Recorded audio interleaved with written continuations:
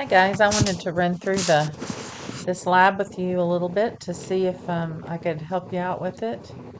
So I'm asking you to be people of integrity and to not use this video unless you've truly tried and are stuck or you're checking.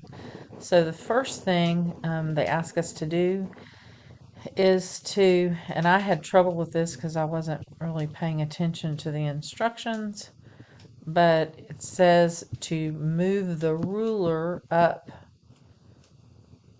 to the spheres. So I'm going to move it there, and it looks to me like it's 1, 2, 3, 4, 5, 6.2. Let's see, 6.2 meters, and I've already gotten it right, so I don't know what happens there. Let's see, 6 point, maybe it won't, anyway. So I already got that one right before I started talking to you. That's the measurement. Let's see, the attractive force. Oh, goodness. So the attractive force is going to be given here, and the force, the attractive force between them is the same as the force on 2 by 1. So let's see, on 2 by 1 and on 1 by 2. And the answer in scientific notation is, so I just typed in 0.000000303,667. And it automatically transformed it to scientific notation, and I got a green check. Yay me. Let's see. So we are going to, I guess, make a data table showing force and distance. So I could, let's see, there. So I could hide that. I could say that I start at, so I'm just going to show you. If I start here, this would be, let's see, I could start at, 3. So the force is something at 3 meters of separation. And then I could look and see that it's, 0.0000001296996. Then I could do it at, 4. Force is different. I could do it at 5. I can see that it's getting less. Do it at 6 and less, 7 and less, like that. Okay, so I'm just going to pop the answers in here, and it looks like it was done here sort of in the key at 8, 6.8, 5.6, 4.8, 4, and 3. Okay, great.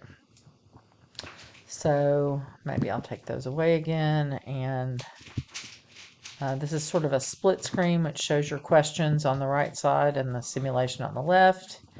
So we've got a graph. They ask us, I think, to, let's see, showing distance. Okay, that's great.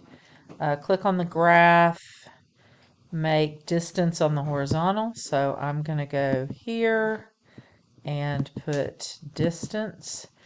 And then I'm going to go here and put force because that's what they're asking me to do. And okay, so the graph is labeled now. And let's see, your graph should show 6 data points. Let's see. I guess I probably have to. What happens if I don't need that? What happens if I. Let's see. Okay, so let's see what it says. What are these patterns? Which of these looks like the patterns of your dots? Well, to me, it's interesting because I'm just going to tell you, there's the pattern of my dots. And to be quite honest, what happens if I do uncertainties? Does that just add something down there? Okay. So to be quite honest, if I just looked at those dots, I don't know. I mean, if I were just looking at the dots, I think I would almost, I don't think any of these graphs looks great, but I mean, obviously it's not linear. Obviously it's not parabolic. It's going to be one of these two, right? And it's either, let's see, it's either 1 over x or 1 over x squared. We're studying gravitation. Gravitation is 1 over r squared, so, I'm going to pick that one. Let's see if I get it right. I don't particularly think that does a great job of showing it, but maybe if I could see more over here.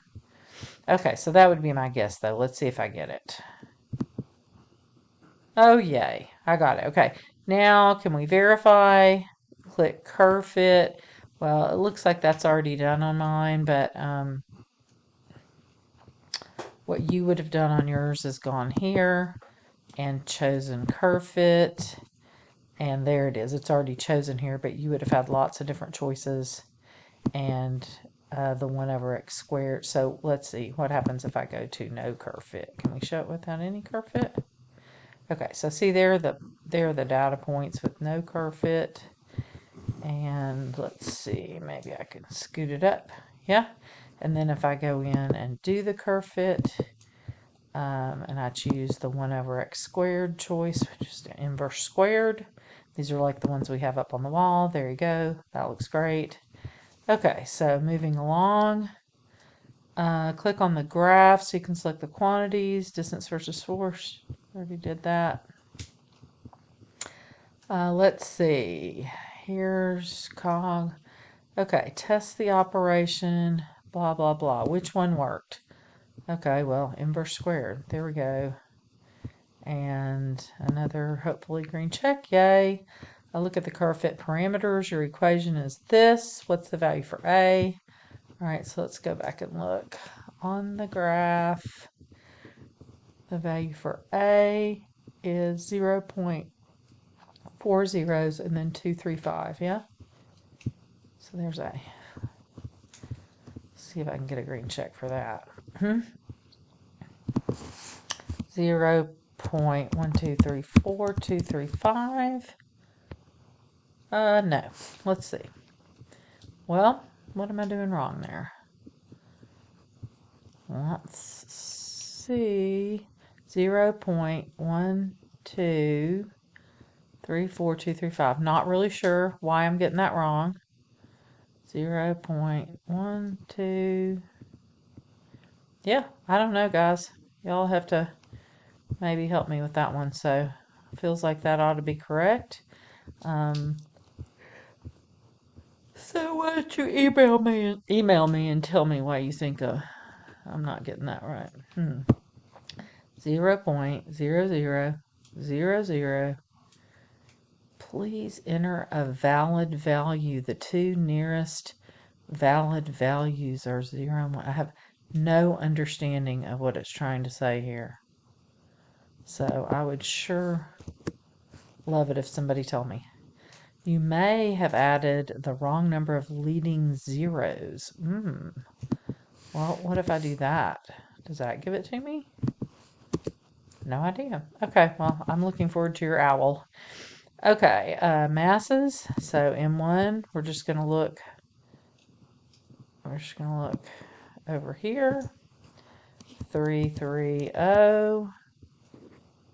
Okay, 330. That's just for me. Yay.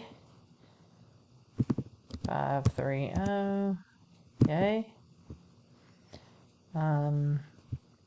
There's the equation.